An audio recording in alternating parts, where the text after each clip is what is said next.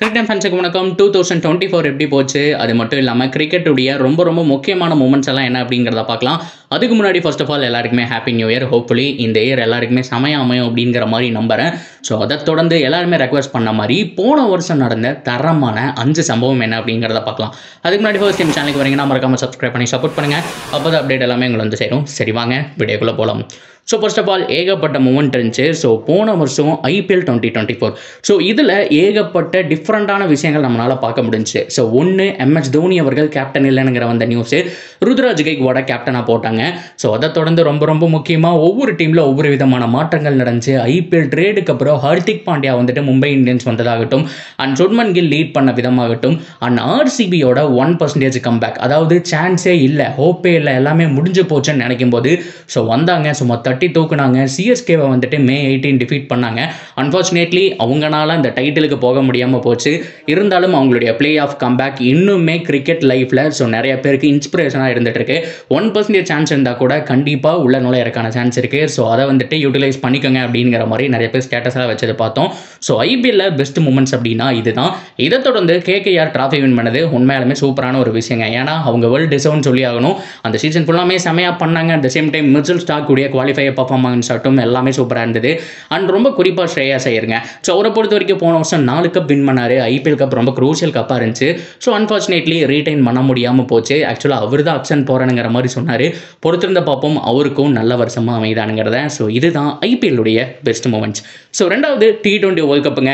Every Indian every cricket ஃபேனுடைய favourite மூமெண்ட்டில் இது இருந்தே ஆகணும். என்ன மாதிரியான ஒரு tournament, full and full dominate பண்ணாங்க இந்தியன் டீம். ஸோ ஃபைனல் மேட்ச்சில் ஆல்மோஸ்ட் எல்லாம் முடிஞ்சு போச்சுன்னு நினைக்கும் போது பும்ரா, ஹர்திக் பாண்டியா, சூரியகுமார் யாதவ், ரோஹித் சர்மா, விராட் கோலி அப்படின்னு சொல்லி என்டையர் டீமுடைய பர்ஃபார்மன்ஸுமே பீக் லெவலில் இருந்தது. ராகுல் டிராவிட்டுடைய எரா அங்கே தான் கம்ப்ளீட் ஆச்சுன்னு சொல்லி ஆகணும். ரொம்ப க்ரூசியல் மேட்சை வின் பண்ணாங்க. எமோஷனல்ஸ், ஹர்திக் பாண்டியாவுடைய ரெடிம்சன் ஆகட்டும், ரோஹித் சர்மாவுடைய கேப்டன்சி, விராட்டுடைய ஃபைனல் நாக்கு, ஸோ அதுக்கப்புறம் பும்ராவுடைய பவுலிங், ஸோ ஓவராலாக எல்லாமே டாமினேட் பண்ணி அந்த ஒரு டிராஃபி அப்படிங்கிறத அடிச்சாங்க. என்ன ஒரு மூமெண்ட் இல்லையா? எல்லாருக்குமே காலங்காலத்துக்கும் இது நிலைச்சு நிற்கும். ஸோ ரோஹித் சர்மா அண்ட் விராட் கோலி டிராஃபியோட பார்க்குறோம். மேபி ஹோப்ஃபுல்லி கடைசி பிக்சராக இருக்கக்கூடாதுங்கிறதா என்னுடைய ஆசையும் கூட.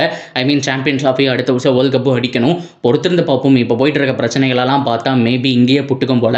ஸோ அவங்க 2 பேருடைய ஃபார்ம் ஒரு பக்கமே இருந்தாலும் ஸோ BCCஐயோட டார்ச்சல் அப்படிங்கிறது ஒரு பக்கம் இருக்குது. என்ன நடக்குது அப்படிங்கிறத பொறுத்திருந்து பார்க்கலாம். ஆனால் T20 வேர்ல்ட் கப் உண்மையாலுமே சூப்பரான ஒரு மூமெண்ட்டுங்க. நம்பர் 1 ரேங்கிங் இதுக்கு தான் நான் கொடுப்பேன். ஆனால் அடுத்ததான் 3ஆவதாக பார்க்க போகிறது கௌதம் கம்பீருங்க. ஸோ கௌதம் கம்பீரை பொறுத்த வரைக்கும் இந்தியன் கோச்சாக வந்தார். கையை வச்சு மேட்சஸ் எல்லாம் வின் பண்ணார். அதை பார்க்கும்போது எப்பா கௌதம் கம்பீரோட யாரால ஒரு லாஸ் கூட ஆகலை. ஸோ இப்போ தான் KKRக்கு டைட்டில் அடிச்சு கொடுத்துட்டு வந்திருக்காரு. ஸோ இதுக்கப்புறம் வேற லெவலுங்கிற மாதிரி நினச்சோம். ஸோ ஆரம்பத்தில் நல்லா பீக் லெவலில் இருந்தது. ஒரு 2 மாதம் ஒரு பொறுப்பேற்றதுக்கப்புறம் வேற லெவலில் இருந்தது. ஆனால் அதுக்கப்புறம் கொஞ்சம் அப்படியே கழுதை தேஞ்சு கட்டிருமான கதை தான். அப்படியே ரொம்ப டவுனுக்கு வந்துட்டாருன்னு சொல்லி ஆகணும். ஸோ அவருடைய கோச்சிங்கில் பிரச்சனையா, ஸ்குவாட் மேக்கிங் சரியில்லையா, என்ன நினைக்கிறாரு, ஏகப்பட்ட யங்ஸ்டர்ஸ் வெளியில் இருக்காங்க. ஸோ ஏகப்பட்ட ஆப்பர்ச்சுனிட்டிஸ் கொடுக்கலாம். சீனியர் பிளேயர்ஸை வந்துட்டு ஒரு 2 மேட்ச் ட்ராப் பண்ணலாம். இந்த மாதிரியான வாய்ப்புகள்லாம் பார்க்கலாம். ஆனால் எதுவுமே கம்பீர் பண்ணாமல் போனது தான் ரொம்ப வருத்தம் அளிக்கக்கூடிய விஷயமா இருக்குது. ஸோ கௌதம் கம்பீர் கோச் பொறுத்த வரைக்கும் நான் சொன்ன மாதிரி தாங்க. ஆரம்பத்தில் கிராஃப் அப்படியே மேலே போச்சு. ஸோ அதுக்கப்புறம் பயங்கரமாக அடி வாங்கிட்டு கீழே வந்துருச்சுன்னு தான் சொல்லி ஆகணும்.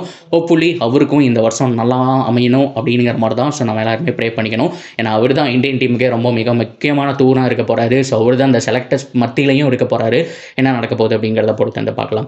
ஸோ அடுத்ததாக ரிட்டைர்மெண்ட். ஏகப்பட்ட பேர் ரிட்டைர்மெண்ட் அனௌன்ஸ் பண்ணாங்க. அதில் மாற்றம் கிடையாது. ஸோ ரொம்ப வருத்தம் அளிக்கிற ரிட்டைர்மெண்ட், சோஷியல் மீடியாவில் ரொம்ப அதிகமாக பேசப்பட்ட ஒரு ரிட்டைர்மெண்ட் அப்படின்னா வார்னர், ஆண்டர்சன் அண்ட் போல்டுங்க. ஸோ டேவிட் வார்னரை பொறுத்த வரைக்கும் என்ன ஒரு ஃபேண்டாஸ்டிக் கரியர். ஸோ IPL மட்டும் இல்லாமல் போயிட்டாரு.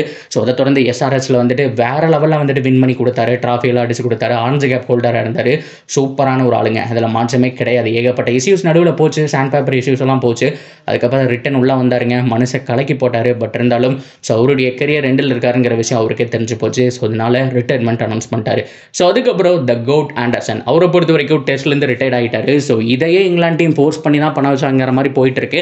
ஸோ எனிவே அந்த டாபிக்குள்ள நம்ம போக வேணாம். ஆனால் சூப்பரான ஒரு பவுலருங்க. அதில் மாற்றமே கிடையாது. நம்ம ஜென்ரேஷன் பார்த்து ரசித்த பவுலர், பார்த்து ரசித்த பவுலிங் ஆக்ஷன், அந்த மத்தியில் இவர் இருப்பாருங்க. The GOAT Jimmy Anderson retired ஆகிட்டாரு. அண்ட் ஃபைனலாக தண்டர் போல்ட். ஸோ ட்ரெண்ட் போல்ட்டை பொறுத்த வரைக்கும் ஒன் ஆஃப் நிறைய பேருக்கு ஃபேவரட் அப்படிங்கிற மாற்றம் கிடையாது. 0 ஹேட்டர் இருக்கக்கூடிய ஒரு பவுலர் அப்படின்னு அவர் சொல்லலாம். மும்பையில் இருக்கும்போது ஆகட்டும், ஆர்ஆரில் இருக்கும்போது ஆகட்டும், டெல்லியில் இருக்கும்போது ஆகட்டும் அவருடைய 100% கொடுத்துருக்காரு. ஒன் ஆஃப் த பெஸ்ட் பவுலருங்க. கிவி பிளேயர்ஸ் அப்படின்னாலே ரொம்ப சாதுவாக இருப்பாங்க. ஸோ அந்த மாதிரியான ஒரு ஆள் தான். இருந்தாலும் அவருடைய பவுலிங் இன்னுமே கண்ணுக்குள்ளேயே நிற்குது.